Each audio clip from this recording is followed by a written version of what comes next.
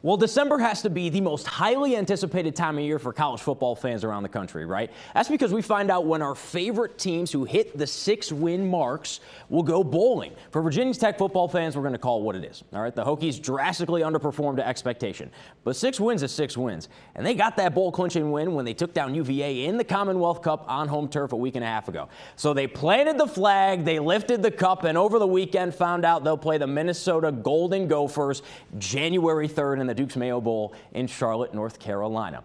A little ACC versus Big Ten matchup. Both have a common opponent this year, though, in Rutgers.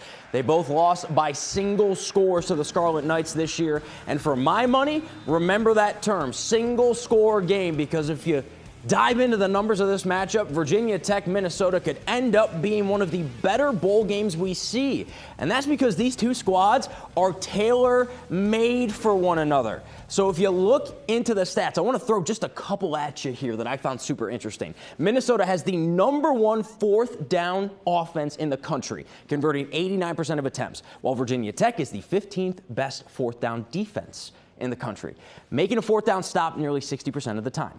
Both teams are right next to each other in turnover margin too. The Hokies 23rd in the nation, while the Golden Gophers are 24th. So both teams are lethal on offense, coming off a takeaway. Speaking of takeaways and giveaways, the Golden Gophers, one of the safest teams with the football in the country. They only average 0.9 giveaways per game this season, while Virginia Tech leans on its ability to take the ball away from you, forcing nearly 2 takeaways per game while also getting an interception out of their opponents. 3.8% of all snaps. That ranks 14th in the country.